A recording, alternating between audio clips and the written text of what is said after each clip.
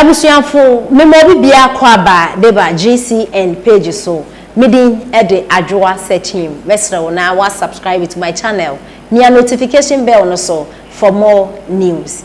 Kebot NPP blogger na ode ensem bia atodwa ne sema okay na ne say 2024 abato na ye ba beto no NPP fo a omo amanone US, UK, Canada, Australia and we are safane ina ombe make sure say ombe come ho abom na omo sane down omo digiska abom no ma be campaign diama NPP amayoko na nya asem keto akwa because NPP ba omo abrochire nso omo ho eto because of omo good policies inti na de nti a owura kebot chese omo beba down no ma be campaign na ne se o chese NDC amayoko no yade omo etum futuru de ego Ghana for ni titru pa ene oman penida da his excellency John Dramani Mahama otum futuru de ego Ghana for ni na Ghana for ye ninka ye beka ya bro oman penida da president no ode yenkodum som adum so say businesses bebre afenso uko ayaresa bia ayaresa miembia waga na hanu mo yo ebimu operation omo je ebimu awo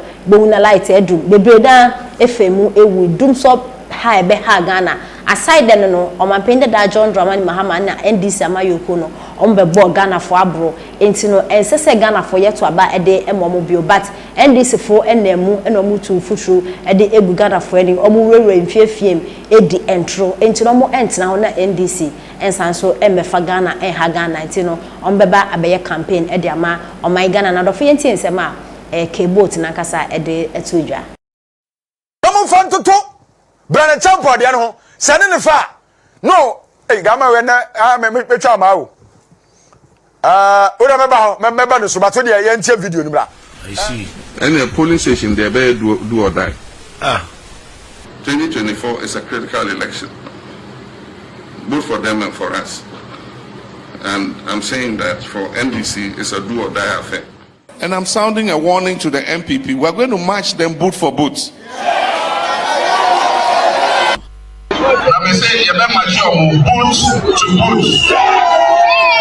NDC has revolutionary roots.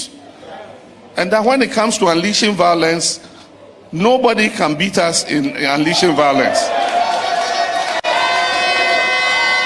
And so I don't retract. The next election for NDC is going to be a good affair. Now, sir, what did your margin say? What did the Patapa? Any person say we have 2024 now. The veterans say we have the band. The veterans say we have the band. We have the band. In June, July this year, I am a four about so yasini. Ye tutu ye akoye me economy na peja. Ye tutu ye akoye amadola na peja. Ye tutu ye akoye ama efumu yami. Ye tutu ye akoye ama abenwe channel life. NDC ebegu.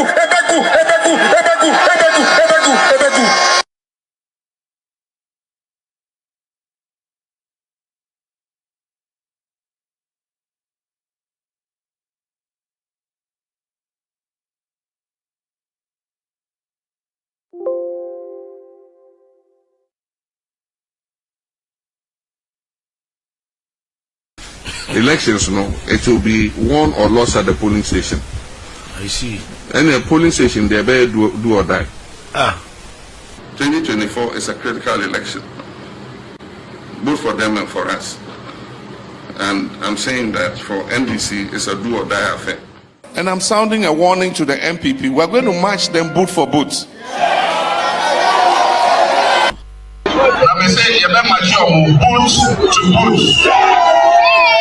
NDC has revolutionary roots.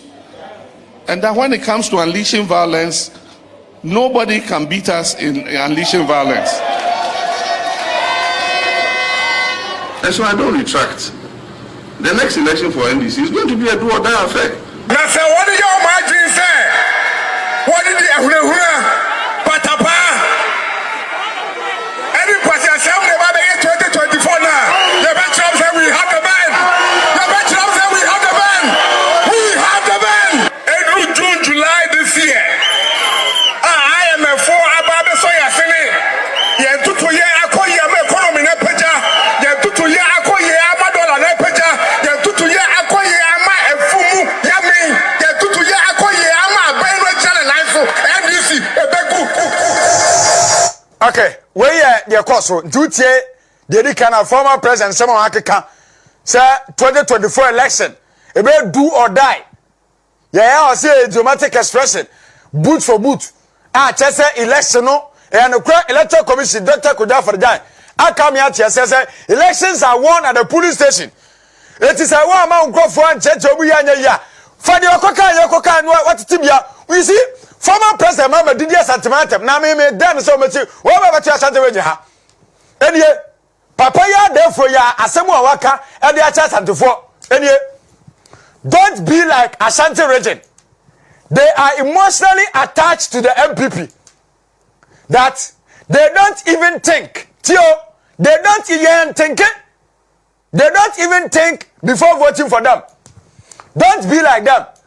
Your party and your son has led Ghana into a ditch. Be bold to vote against them. Be different. Come back to the NDC in 2024 and we won't neglect you this time. Former President Mama Nyo, we away, sa papa ya oda TV see. Yeah, santifo ya to aba ya nwene, ani ya to aba. Eti ya ya to aba santime with the people say ya nyansa. Ya nwene ansa ni ya to aba. Simply because opasa osedi Ghana su biantintro and wogu asantime nu ase. Na ya sha former President Mama Nyo so aba asante weje ha. Ya danu se wo ya bema, wo mesi asante weje ha. Say ya nwene ani ya to aba de a. Eni ekrom ya hia ne ha. Until some former president mama ebe pass sentiment acha no ye hia na sentiment mu ha. Tumi kakra uja fu penti. Asantefo anyene ne ato aba. Meboa ye da se na obi a usu ba win elections. Usi ube ye be wu ye wu nti ube si mo kire de amaye. Ghana for say we don't want it. Kasa bi asem papa bi eto asum kire. Okoba ya o say ataya. Enti sesi apa o message a opese o de ba Ghana vo nyina so emfa vote against the NPP policy of modi aba. Anything. So we president no utimi twa allowances no na we increase we yere de. First lady allowances one increase no ono otewa wanye hwe by virtue of the fact that ni kunu ni wonti wa be first lady no who intimi increasing allowances na emabunu a omunsu ade abebo aman no nurses teachers osimodi de metwam enti obi etimi kira ade 3 years Mahama say I can only pay 3 months. Like I always say, in the absence of good, bad is okay. No aje. No the and they were failing. Bia house. No more failing. Akufo-Addo NPP buy. They've restored